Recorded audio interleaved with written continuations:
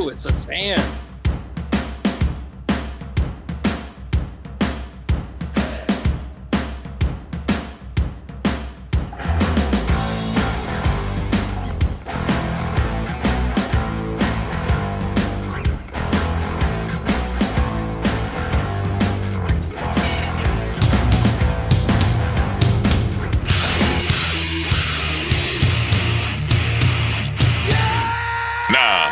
No more fucking around. It's Wylde Style Radio. Wylde Style Radio.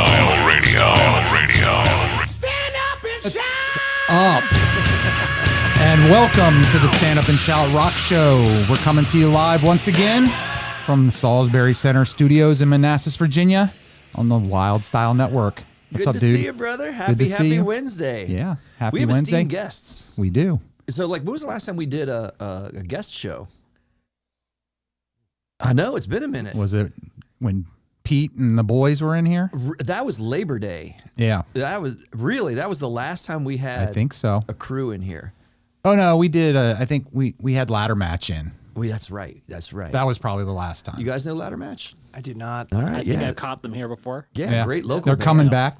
Yeah, that's on another in metal March. night. Yep. Mm-hmm. Yeah. Yeah. Sorry, Ladder Match, the fellas and all of that. That of course we love you dearly. So sorry that we didn't come to mind right away. Yeah. Well, I guess we talk to them too much. We see them too many times. We see them a lot. Here at the Salisbury Center. At the Salisbury Center, yep. Yeah. But we got a big show coming up on February the 28th. Yes. Friday, February 28th. Do we have a title for this show? As of now, I'm just marketing it by the band names. Yeah, right. But those are great names, so that works. But I didn't know if we were calling it a certain thing. But it's definitely like an alt rock experience here, which For sure. I've been like waiting to see. I'm dying for this.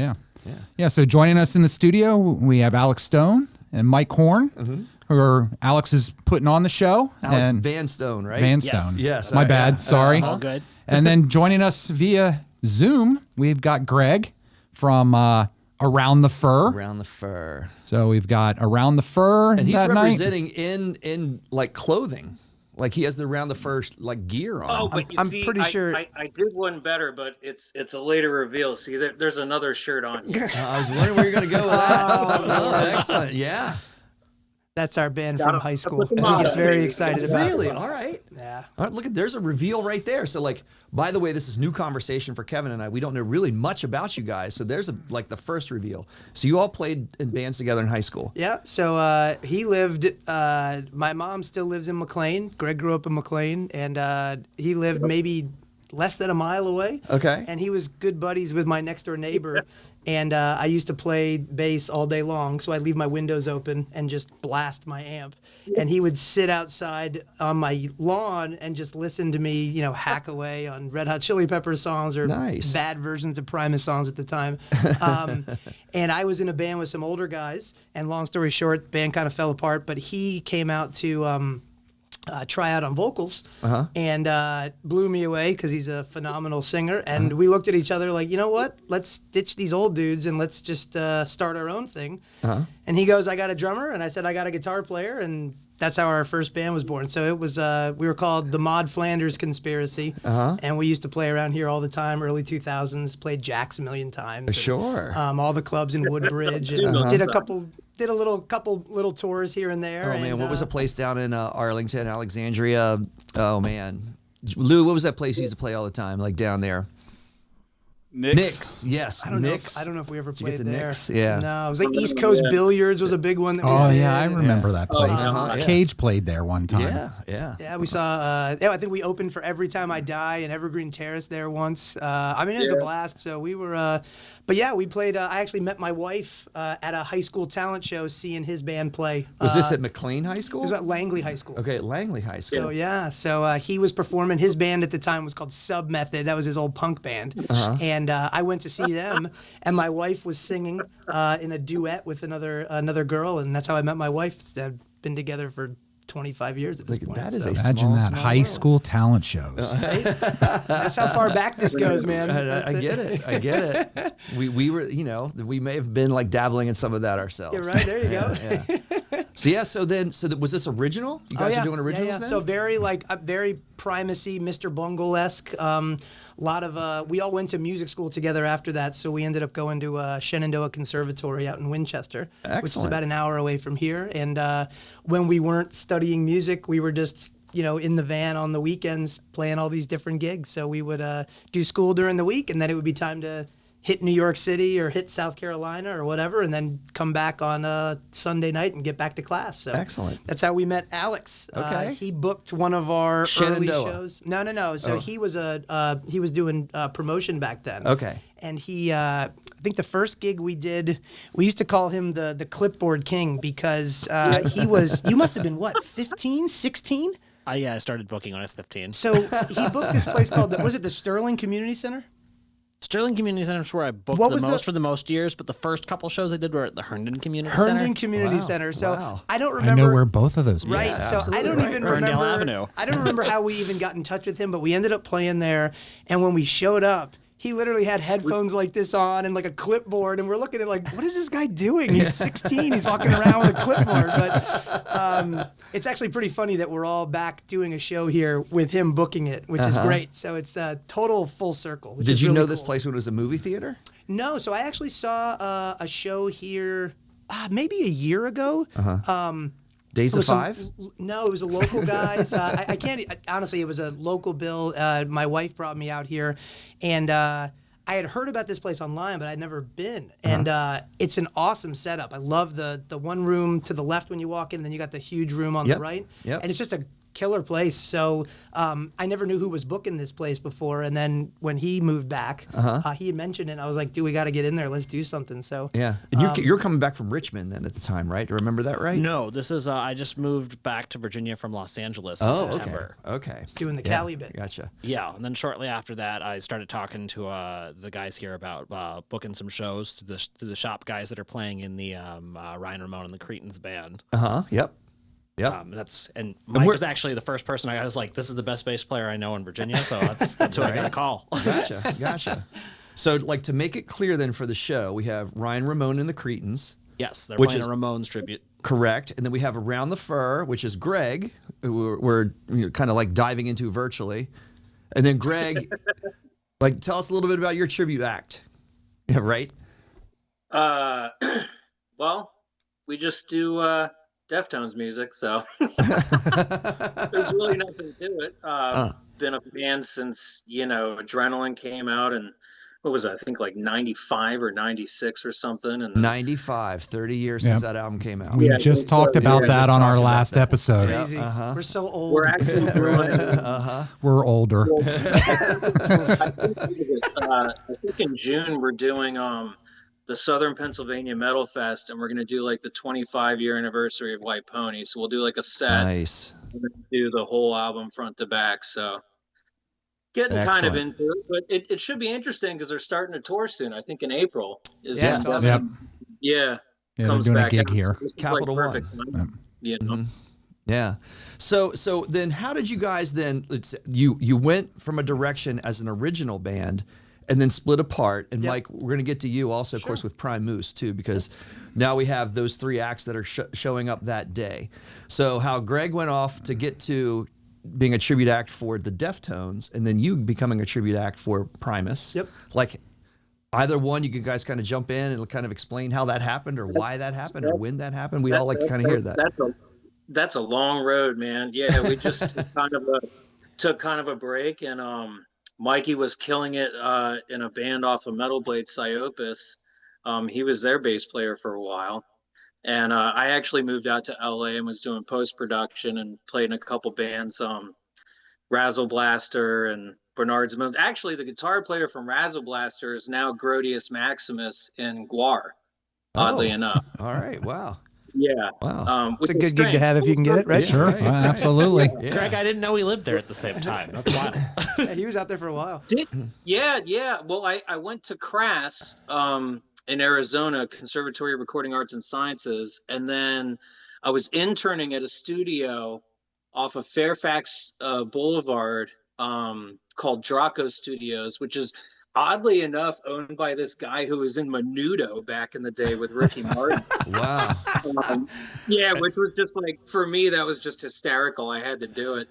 Yeah. Yeah, but that was nuts. So I was out there like 2008 to like I guess when my daughter was born in 2012, and then moved back to the East in 2014. So when were you out there? The same time? I moved there in 2010, and then I lived there till 2014. I moved to Richmond, Virginia for a year, and then back to LA. There's Richmond. in I knew it wasn't 2015, crazy. And then I just came back here 2024. Yeah. That's crazy. You can't We be a punk probably rock crossed guy and not paths, live you in never Richmond. For sure. Alex had to do that, Yeah. right? It's part of the punk rock card. You have to live in Richmond at least for a year to be in the And ride a Richmond's bicycle. awesome. That's right. You got so many good bands out of Richmond, man. You got Guar, Lamb of God, Strike Anywhere. They got some great There's a bands lot for of sure. Yeah. Yeah. The Virginia music scene alone has always been kind of a go-to, you know. Uh-huh. Very So diverse. I know you guys because of a member of a Richmond metal band. Jeff Jennings, who went to Herndon High School with me, like first brought me to see you guys at the gazebo at Sterling Community Center. He's played in This shit. Time It's War for years. I think we opened for Silverstein at that That's show. when we played with who do we play with, Mikey? You at mean that local show. band wise? Static No, it was Silverstein. Silverstein. hmm Yeah. Yeah, they're actually playing. I think. The gazebo thing, and then remember I cut my forehead open with the microphone. You sure and, did. put my face in the girl's Yeah, face. their fans were their fans were excited about that. I think they're actually on like some reunion That's tour. They're hilarious. playing. What's the big venue over in Maryland now? Meriwether Post? No. It's like the club. Ramshead? Ramshead? Yeah. No, it's in Silver Spring. Oh, Fillmore. Fillmore. Fillmore. So they're doing their reunion show there. So Okay. Interesting. Oh, the Yeah. Fillmore. Yeah. The Fillmore, isn't that it? yeah. Yeah. Okay. But then, Greg, how did you land to the Deftones? Like, how did you land specifically as a Deftones tribute act? Yeah, so life ensues, you know, you do things, and then one day I'm at work. I used to work at a Guitar Center for like 10 years, you know, doing sales and management and whatnot. And one day this guy comes in who used to be in kind of like a new metal band back in the day called New Sphere, from kind of like the Philly area. And they were pretty big, and he came in and just asked like, yo, do you know anyone that likes Deftones and wants to try out for like this little tribute thing that we've been putting together? And I'm like, dude, I've wanted to do that forever. Kind of like Mikey with wanting to do like a Primus, you know, thing for a long time. Just sort of like fell in the lap. And, you know, when I was like 17 or 18, I got the white pony tattoo with the little around the 4D in there. Sure. And, you know, it's just always been kind of a thing. And honestly, it's funny, and I'm probably gonna get like yapped at for it, but you go see Deftones now, it's like a 50-50. It's hit or miss. Yeah. It's always been like that, man. It's been like that for years. I know. It's like a shame, but like if you're like a Deftones fan, it doesn't matter. Like you're still into it. It's cool. So we were just like, hey, we're all fans. Let's just play it right and do it like it sounds on the album. So, you know, we have all stems going. Like anything that you hear on the record that's on the song, like you will hear live, whether it's the smallest sound effect or vocal effect or something. So Sure. So, and do you focus in on like the early years of Deftones, or is it their full catalog? We pretty much know the full catalog. We do stuff off Adrenaline. We know all of White Pony, all of Around the Fur, most of the self-titled, Saturday Night Wrist, Diamond Eyes, Ohms. Like we pretty much try to learn everything. I'm just stoked to hear what they have coming out, honestly, because we got to learn that quick.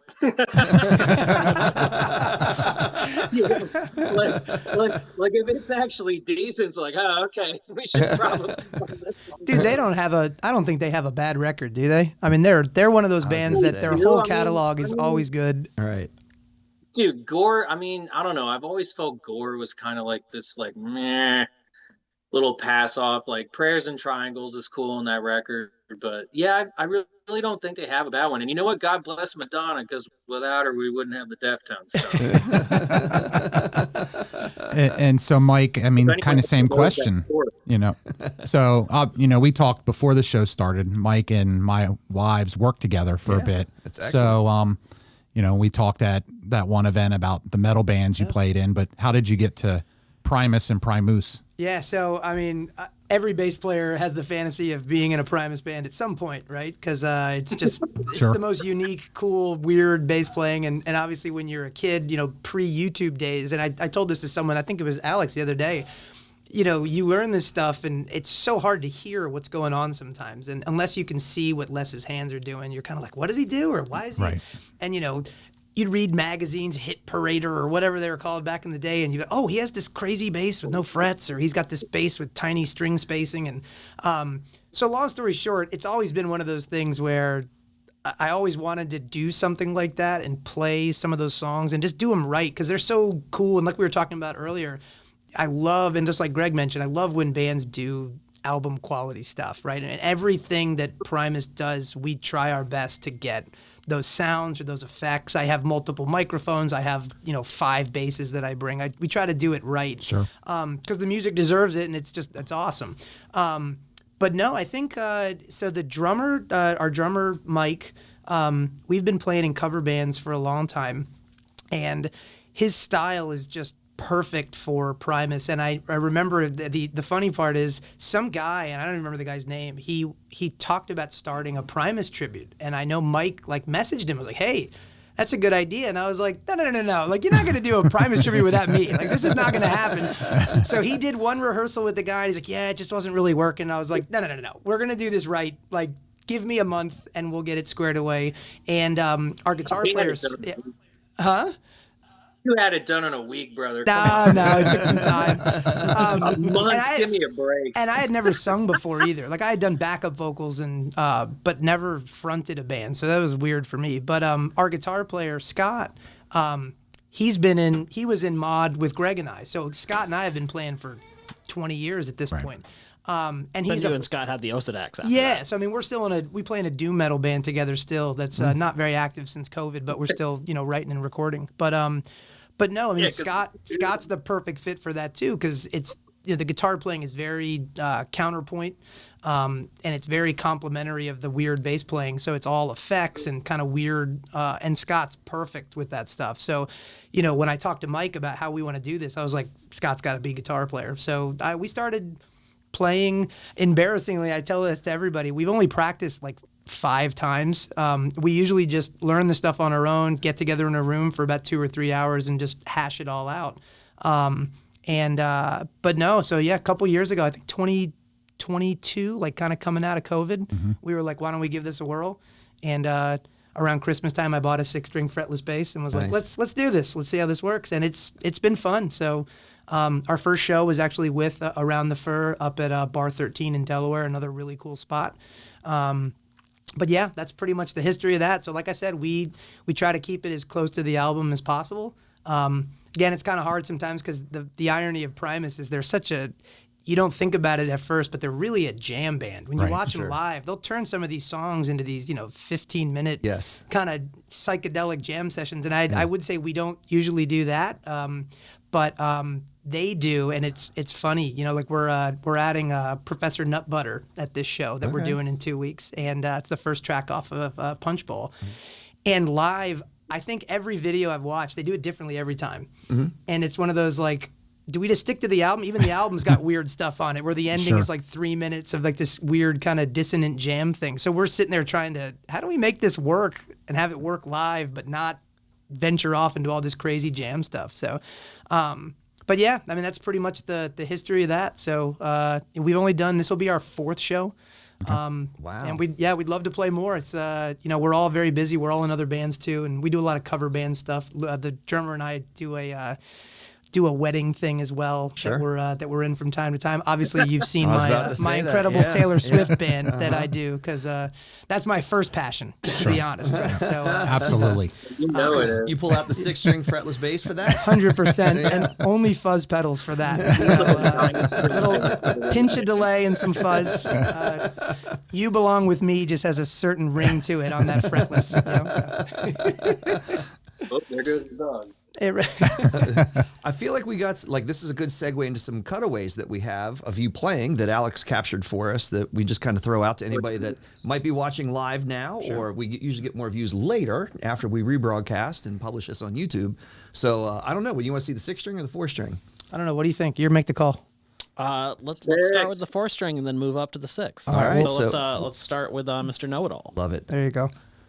You can blame me for this pick because I had to go old school. Dude, I love. We added this 2 shows ago, and it hit the hardest. This is one of the heaviest ones they've got. I love it. It's awesome.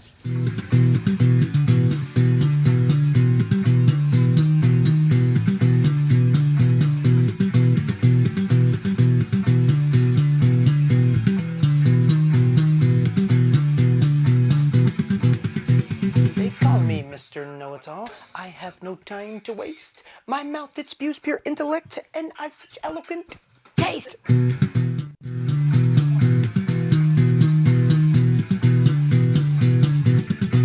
Yep, yep.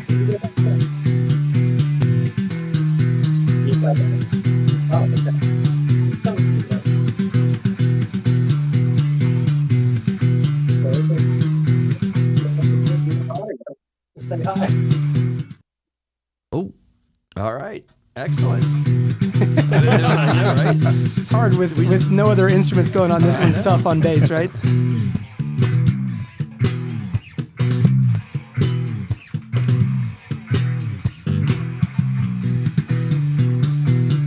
Alex was supposed to edit out my mistakes, too.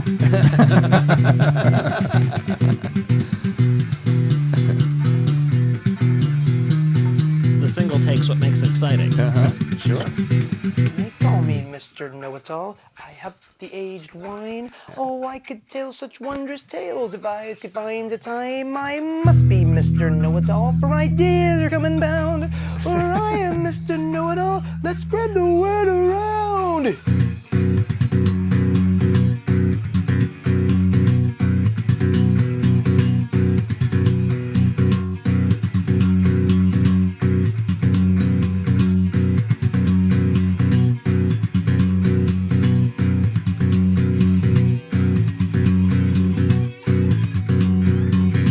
One of the best solos too. It's got that pitch shifter that hits right here. Sure. It's incredible every time.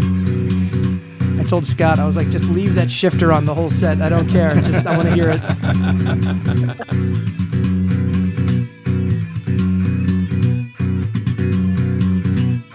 So when you're not rehearsing a lot as a group, we talked a little bit about the Four Horsemen. They said they never rehearsed. Yeah. Interesting. But for yeah. a band that is so precise, how challenging is that? It just depends, right? So I mean, look, I think when you got to learn this stuff, you got to know what to play coming in. You can't just like come into the room and try to figure it out, right? So keeping it close to the record means that as long as you can play along with the song, you should be able to play along with the band. The biggest thing we struggle with is probably getting the tempos to a place that we feel comfortable, because there are some times where we want to take it a little faster or we want to take it a little slower. And Primus does a lot of shifting of tempos where things will just jump or speed up, and that's the kind of stuff. And Loomer is so precise with that stuff. Sometimes I'll feel like he's going too slow, and then he'll be like, no, we're right. And then he'll go back and play it. I'm like, damn it, he's right. But things like that, those are the things that we pretty much work on. I mean, it's funny to hear you say that about the Four Horsemen, though. I love to hear that. It just you don't hear that a lot, so it makes me feel a little better about our lack of practice. Sure. But yeah, I mean, it's one of those things. If you can play it by yourself in your bedroom, you should be able to play it with the band. It's no real difference. So. Yeah, that was amazing reveal because they were really rehearsing individually in different states. Yes. Like literally different, very expansive geographic locations and occasionally coming together. So that band that I think Alex mentioned earlier, Psyopus, that I used to play in, crazy technical, grindcore metal band, and they all lived up in New York. I obviously lived down here, and it was the same thing. We would literally play along with the records and show up to a warehouse every tour, right, and we would practice for couple hours and hit the road. Right. And that was it. Right. So, and look, I'd be lying if I said that sometimes it was like, we maybe should have practiced a little more. But, when you're on the road for 2 weeks, by the third show, you're in the zone. Right. Sure, so, sure. Yeah. But yeah, with this stuff, when you're only playing a show every, couple weeks or every couple months, you kind of lose some of that. So, right. Sure. But yeah, so All right, so I got to ask. So, like, you had a reaction I noticed when you heard yourself with vocals, and you're saying you're newer to vocals. Yeah. You still have that uncomfortability? No, so not as much. It's more weird because when Alex and I recorded that, I asked him, I was like, do we want me to like sing along with this? Because it's kind of disingenuous if I don't. I mean, I'm supposed to be singing along. So, Sure. But as a front man, you'll see me when I play. I'll close my eyes sometimes because I'm not used to like looking at the crowd, right? Most of the vocals Right. I do with my other bands are usually backups. So I'm usually just kind of a texture kind of guy, or I have a higher voice. So a lot of the time in my cover groups, they'll make me do all the pop punk stuff Sure. just because I can get up there. Right. But I'm not typically, I've never been a front man. And when you're in a band with Greg, it's very difficult to be a front man because he's got enough front for all of us. So even in Mod, though, back in the day, I don't think I did any vocals at all. I think I had one scream on our second record, maybe. I mean, Yeah. you did play Yeah, the wind no, instrument third of the record, slide yeah. whistle. Well, if you count American Deaf Kids Anthem. Yeah, I mean, I didn't do a lot of. I just got into vocals maybe 5 or 6 years ago. It's definitely fun. So even for the Primus thing, like I said, like we try to keep it close. So Les has got just a regular mic that he uses, and then he also sings through what's called a bullet mic, which is a harmonica mic. And I had one of those for our first 2 gigs, and I was like, man, there's got to be something cooler than this. It kind of sounds like you're in like a old timey radio. Sure. And I found this company, Placid Audio. They make these carbon phones, and I bought this thing, and we did it at our last show at Brightbox out in Winchester, and literally makes you sound like you're at like a grocery store. And it's, like pick up on aisle 6. And I get real carried away, like before the sound check. I'm just like, your car is being towed, but it sounds really cool. And if you throw some reverb and some effects on it, it can sound pretty cool. So actually, Greg and I were talking last night about, different vocal processors, because I've been really into obviously bass gear for years, Right. but the vocal thing is new, so it's unexplored territory there. So. Sure. So, Go ahead. oh, so I was just going to bring Greg back in. So with Around the Fur, how often are you guys playing? Same type of setup? Are you guys more spread out? You see this rehearsing? one right here? You might as well wave. 'Cause he's What are you She's pointing like, at? I don't want to be on video. Oh no, you can't see her. You're too far It off. just looks To like me, you're you were pointing at at Alex. Yeah, right, exactly. Who was booking all of this? So I was like, I was looking to Alex for the schedule. Now we see her. There you go. Now So you have multiple booking agents, Greg. Is that what you're saying? We have multiple booking agents, from ostriches to girlfriend to, random entities. No, we just kind of, word of mouth, or just, meet bands that might have us piggyback on a show or something or whatever. We set up our own shows. But yeah, we don't take it too seriously, to be honest. And so, Greg, so like for you also, like what is your background then? Obviously, you've talked about playing in a lot of bands, but like have you been mainly an instrumentalist? Have you mainly been a vocalist? Like what is really kind of like the lead into what you're doing now? I mean, yeah, I was never a vocalist. I actually started playing guitar when I was 6. I started with like classical guitar. Greg's a killer guitar player, by the way. And learned like the whole Suzuki method. What's that? I said you're a killer guitar player. Oh, I'm just yeah. putting You're that out there getting for some them. No, get out of there, Michael. Ridiculous. But no, yeah, started playing guitar, and then just like Mikey said, when he came to see us play, I was, in pop punk bands, kind of a, fan of NoFX and anything that came off of Fat Records, Strung Out, Blink, all that stuff. And came out and saw us play, and like we used to have a singer, which I don't even think I talked to Mikey about, but I never knew that. Who was it that? just one of those things where it's like you just have to step up and be like, okay, well, I'll just sing the parts, So it kind of started there, but to be honest, like I really enjoy the separation. Like I don't like doing guitar and vocals, which is why in the Deftones tribute we don't do the songs where Chino would play the second guitar part. We try to fulfill that through either the keys or whatever, because we have like our whole own system. We don't play with amps or anything like that. Like we have our own set up and mix. We all do in-ears and then just give them tails to the house, Okay. just to make it easy. Uh-huh. And it's nice because then you don't have to lift anything. Right. Greg and I will have a different argument about that later because that's not my life. Greg tried to get me into that life. I'm an amp guy. That's all Greg. He's like, hey, you should like just not bring You're just stuff really on the passionate stage. about 8x10s Like, and no, stairs. absolutely.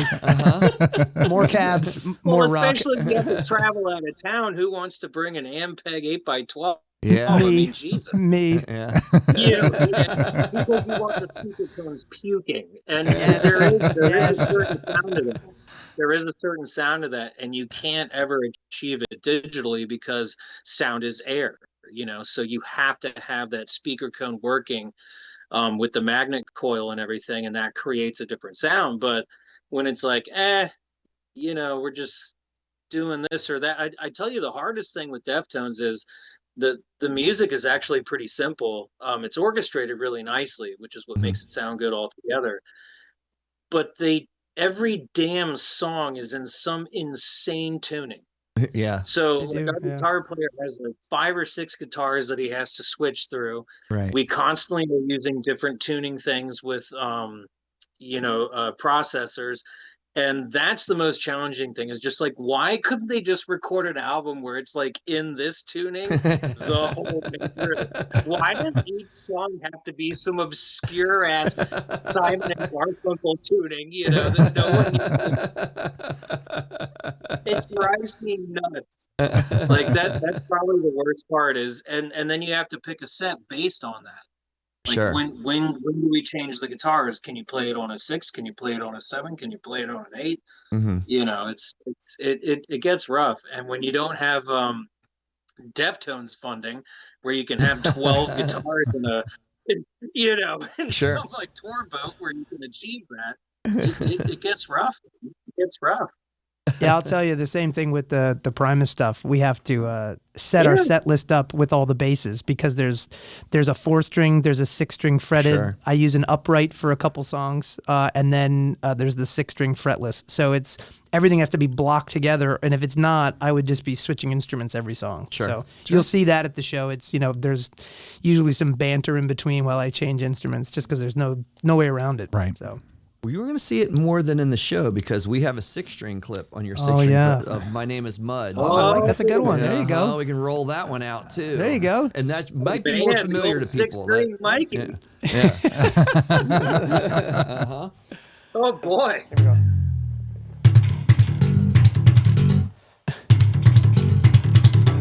Alex wouldn't let me turn distortion on at his house.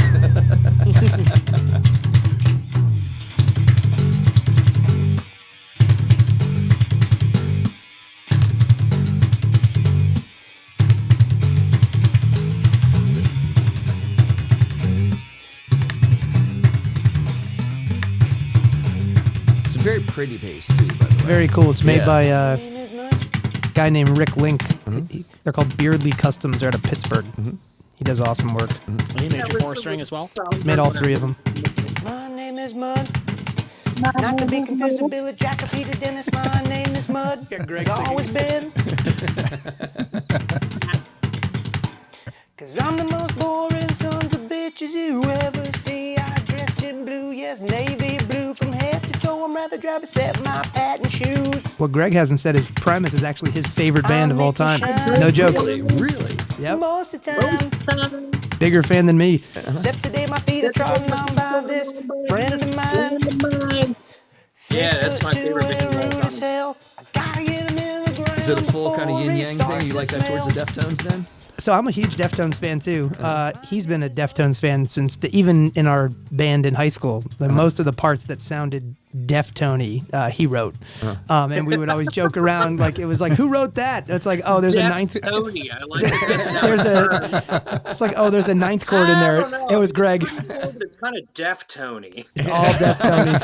I actually found an old hard drive. The other, when like you're rooting through stuff and like you find an old, Oh, you're like, man, Jesus what's on this? Christ. And you just play that roulette game of God, what's on this? And there was some old music on there, and one of them was a song that he wrote probably when he was like mad at his parents when he was 16 or something. But I played it, and I actually sent it to him, and I was like, dude, I remember this song. Like, and this is so Deftones. It's just so Deftones. But yeah, he's been into that since day one, and yeah, we've been huge Deftones fans forever. So I think the first album I heard by them was Around the Fur. I didn't have Adrenaline because I skipped that. I went back and got it. But I'll never forget when White Pony came out. That was in high school, and that was I had the red CD. Yes. It was huge, Sure right? did. So, It and really I think did.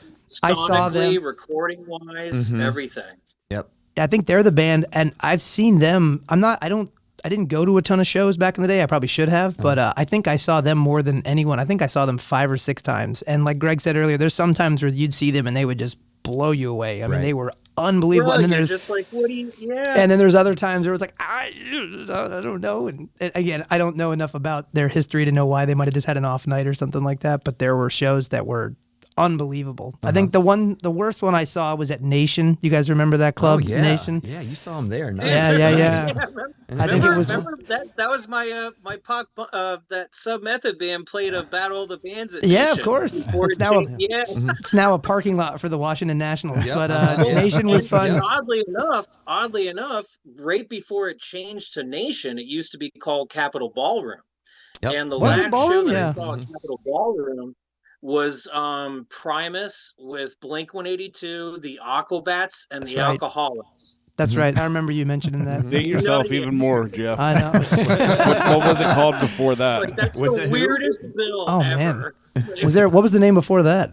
Of Capitol Ballroom. Before Capitol Ballroom. Yeah, I mean that's Come on, that's Tracks. where I was about to say that. I knew it was coming to me. Tracks? I was going to Yep. say Zax, but I knew it wasn't Zax. Zax. It was Tracks. Yeah. Yes, I do remember Tracks. Yeah, Definitely yeah, we made before some runs my down time. there too. Oh yeah. Yeah. Yeah, because Zax was Jax. I was gonna say, wasn't that Jax? Yeah. You know, I thought didn't they like just try to reopen? Like You know a what? They month are. ago? Are they back? No, I don't No. think it's a full reopening, but they're Okay. doing some stuff. It was like a pop-up bar is what it Yeah, it was. was a Yeah. banquet hall when I checked there in September. That Yeah. place was so fun. But they Yeah, have they made another. it seem like they were going to open back up. but That's what I really it was- thought. They were Yeah. doing a pop-up night. Well, they have another pop up coming up because the Road Ducks are playing. Okay. I think it's in March. Okay. My Yeah, I know. song went at Nation. I caught the Foo Fighters at Nation. Wow. I know, right? That's incredible. That was I 98. usually sold Jay Nedry and the Road Ducks like every piece of live sound equipment that they've had for the last. It's so Yeah, sad. I even told them, I was like, "We've come full circle. I used to hang out in your parking lot asking for shows. Now you're coming and Right. asking me for deals." Yeah, I think I saw the Deftones and Glassjaw at Nation in like 2000, 99. Wow. And I was so bummed because I actually went to see Glassjaw. I don't know if you guys remember those guys. They were Yep. their singer was just phenomenal, and it was one of those, I got to see this guy live, see if he can do it. And I got there late because the Daryl subway Palumbi. was running behind, and I only caught their last 2 songs. I was very sad, but they sounded unbelievable for those 2 songs. So, You but should, yeah, that was, remember you should pay Dude, somebody to he's park. an amazing singer. Oh, I was going to say that kind of went in and out, Greg. We missed you. he said he was an amazing singer. Oh, Oh, my gotcha. bad. He was. Dogs in the face. I was just gonna say Daryl is like one of the best damn vocalists. Like he was a huge inspiration on me as well as Chino. But yeah, Daryl Palumbi from Glassjaw is just nuts. Like he's that album insane. was- Stuff he can do with his vocals. That album was game changer for like guys growing up with that stuff. You heard that, you're like, oh my god, because Yeah. they were like one of the first guys to Dude, So- you remember our first guitar player, Josh, was obsessed with Glassjaw. huge Glassjaw fan. I think they're coming back. They're my like, I think they're God. doing a gig in Jersey, and he actually texted. It was them and Poison the Well, and he was like, "Do you want to go see this?" I was like, "Yeah, I'm Dude, 18 Poison the again. Well. Let's go." Like, Dude, Mikey, do you remember that time when because you were talking about like how we used to go to shows or play shows on the weekends from school? Do you remember when we went to that show at Jack's with I want to say there was Vision of Disorder, Poison the Well, and Lamb of God. yes, And remember Randy wrote "fuck you" on my forehead with Sharpie? yes. I got music theory class the next day. Now hold on, was that? And there's so many Jack shows, it all becomes a blur, and I'm sure this happens to all of us. Was that the one with? Did Cryptopsy headline that? Was that because there was a time period during that early 2000s they were trying to blend all those kind of hardcore bands with Yeah. the death metal bands, but I It do could have remember. been. Yeah, I think Cryptopsy headlined that. And I think we saw them for like 5 minutes. I was like dying fetus shows and all right, kinds of stuff. right. I was too confused. I was like, it was one of those like Back to the Future things. It was like, you're a little too young for this, but in 10 years you're gonna be there. I was like, yeah. Bro, do you remember that time? Do you remember that time when we went and saw fucking 36 Crazy Fists? It was like their first show on the East Coast. Yes. And we made Brock write in Sharpie in the bathroom, like Brock from 36 Crazy Fists was here. Do you remember that? Yeah, Jack? that was with God, who was on that show? Was it Factory 81? There was some other new metal bands. That was a super new show. 1 Minute Silence might have been. Oh God, this is terrible. You're making me relive all these painful shows. Dude, you remember that one time when we played with fucking Vanilla Ice's new metal band when he was doing like his God. kind of We like played with Vanilla Ice twice. Really? Twice we played with Vanilla Ice. Wow. How was the Dude, Iceman? you gotta That's tell a the story. factoid right there. Yeah. So he had Mikey, you gotta tell him the story when I went up to him and I was like, "Give me the line." Man, Give he me got the really line. weird. So Vanilla Ice, we opened up for him twice. The first one was one of Wow. those Jack shows where like you got to sell all the tickets, and like we sold all of them, and it was one of those like, yes, we sold all these tickets. We're awesome, and so the whole show is packed, and so the running joke was like, well, where's Vanilla Ice? Like, this is the whole thing. Like, you know, we got to see this. And they were like, no, he doesn't show up until like right before he goes on. So Jack's, you guys remember the back, there was that parking lot in the back where the trailers used to park. And we waited out there for him like fangirls. And I don't think anyone was really a Vanilla Ice fan. It was more like, we just got to see this guy. So I think his VH1 behind the music had just come out. So it was like, yeah. So Rob Van Winkle is his name. So he came out and he drove up. And he got out of his car or whatever, and it was one of those like, you're all starstruck, like, oh my God, it's Vanilla Ice, that's awesome. And Greg, Greg, you can tell it. I mean, you started just rambling stuff at him, like God knows what you said. I'm sure he doesn't know what you said, but you rambled something at him and scared him. But the first show he did was solid. He had his band with him, and it was, you know, very Limp Bizkit-y, but he was fun. He had the crowd going. But his second one we did with them, he just had DJs.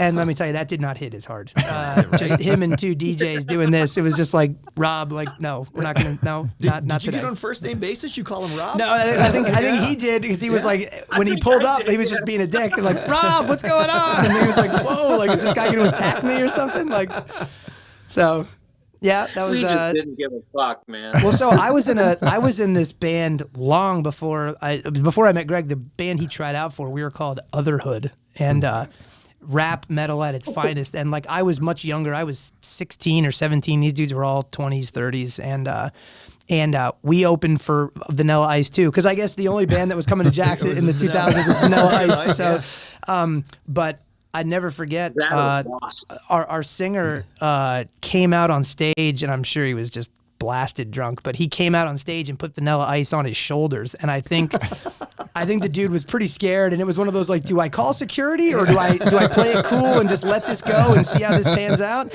And he let it go, and it was cool, and then he put him down, and he got off stage. But yeah, I think I've played with Vanilla Ice 3 times, and I don't know if that's a good thing to tell people or if that's yeah, I don't know. Reels, Sean. These are the reels. These are the reels we're cutting out. That's right. That's right. It's the stuff you cut out later, like, you know, me admitting to playing with Vanilla Ice multiple times. Excellent. Well, you forgot that the thing that Mikey was getting to was the best line. I literally, after I was rambling to him, I was like, "Give me the line, give me the line," and I wouldn't stop until, and he goes, "Drop with the zero and get with the hero." That's all I wanted to fucking hear. Oh man, Alex, I got to kick over to you because you do a podcast also. Yeah, I just started a new one. I'm trying to kind of finding the format over this last month called Next Week in Nova, where just for flyering for this show, I kind of came up with the idea of each week I go through and I make a list of every show happening at every venue in Northern Virginia and DC and some in Maryland. Sure. And then I just try to go through and see what has an audience of stuff that might like the show that I'm doing. This is a thing I used to do when I was booking in high school and college. And I thought, I can't make all of these shows, and they're not necessarily all for me. Yep. And not everybody might like the show I'm booking this month. Uh-huh. But this seems like a cool way to kind of bring an audience together in one place. Like there used to be a website growing up called fear.com Oh my that god. had like a big Yep. spreadsheet of Yep. just all the shows coming up in the area. And that did so much for just like, because I used to be at like 5 to 6 shows a week when I was a teenager, and just passing out flyers and just hanging out, seeing friends band or playing myself. Yep. So just trying to like get hit the ground running, getting that going in. So this is my third show back. Excellent. booking. So Kevin and I, we've done a game about that because you can't make all the shows, is what you're saying. Yeah. So we turned it into a would you rather. You know what I mean? Like on the options of that weekend, because it also has to do with funds too, right? Like the different ticket prices. Yeah. So like what decisions are you going to That's make? also fascinating to look at because Right. there's be all these artists that are just totally outside my wheelhouse of what I listen to, and I'm like, this pop star from Iran has selling $400 tickets at the Right, Birchmere, right. And you're like, it must be on something. Like he's selling out, Right. Ticket Right. prices are insane. Yeah. My kids come to me asking me to go to these shows, like the Taylor Swift Oh, stuff. sure. Oh, yeah. I was like, I'm gonna get like a third mortgage on my house to get to this. Well, one and show. even the Black Sabbath, the big reunion Yeah, show, right. and they're claiming that they didn't use dynamic pricing. Yeah. But What people- were the tickets? I didn't see the prices. How well, bad were they? Someone said he got nosebleed seats for like £700, Yeah. and then within 20 minutes after he bought his tickets, this was some post I saw on social media, it was 4 times that amount. believe it. for the Wow. same It's seats. nuts. So they were absolutely using dynamic pricing. And that's I heard 4 figures all along with that too, like Yeah. up to 7,000. So is what- when you say that, is it like when you're trying to like buy airline tickets, like Skyscanner, where like it has the cookie where each time your browser goes back to it, it knows you're coming back and charges you more? No, I think this is what Ticketmaster's doing, where as the tickets, the amount of people trying to buy the tickets, they elevate the price. It's like So like if the you had tolls, if like you the had one front with row the seats toll on the road, floor, you know what I mean? Like yeah, like $40 at When you get they into list HOV. that, but then Yeah. people start buying all these tickets. They're like, oh, now we're going to make this $200. Right. Yeah. It's crazy. Yeah. Yeah. Again, it makes me feel old. I look at my old Jack's ticket stubs, Right. and they're like $12 Right. to see like Lamb of God, and I'm like, yeah, that would be like a $400 ticket now. Yeah. It's terrible. Again, old guy talk. It's Yeah. terrible. Yeah. So. But I was going to say, continue on about the new podcast. I'm also trying to review. I've been reviewing the first records of all the bands that are getting tributed at this show. So I did the first Ramones record, the first Deftones record, the Right. first Primus record. Right. And then I've also been trying to go through and pick out movies that I think people that would enjoy this lineup might also like watching these movies lead up to it. I let off with 2 Ramones movies. With, Rock and Roll High School. And, Rock and Roll High School from, I believe, 1978. And then Pet Cemetery, Yep. 10 years later, 1989. Sure. Yeah. Yeah. Nice. Yeah. Yeah. Pet Cemetery's a winner. Always a winner. So, yeah. So I think that's a good, really kind of conversation about, hopefully, this is getting people excited about Saturday, February 28th. Friday. That's why I looked at you. I knew I was going to do something like Good that. catch. We can do both days. Yeah, we'll turn it into a weekend. We'll just switch sets. So we'll do the Deftones songs on Saturday. They can do Primus on Saturday. Don't think I won't, Greg, because we might be opening the show with a Deftones song. Saturday, you get in if you can stump Mikey and me on a movie quote from the 80s or 90s. Yeah, that would be fun. You definitely do that. And we'll definitely be here. I'm So gonna get awesome. you. So if you guys want to like bring up more band members and maybe do a little bit of follow up, I mean, Sure. sometimes people like to hear that, right? Like your That'd be thoughts awesome. on the show or any anxiety you have before the show, or Yeah, no, if that'd you're be great. feeling especially great before the show, like all of that makes, usually good conversation. So we'd love to invite you back. I'm hoping we feel great before the show. Exactly. I don't want to not. If we're anxious, then I got more concerns. So we should be feeling good. So, no, this is a great place. I mean, like I said, I've only been here, I think twice at this point, but it's awesome. The setup's really good, and I hope this place thrives because it's an awesome spot. So you guys have something really cool here. Thanks. And look, we agree. The boss man just heard all of that, and I don't know what that means for him. He didn't flinch the entire time. Like that was a plug for more money. I don't know. He did not even More budge. Started working on day Jesus. jobs. So. But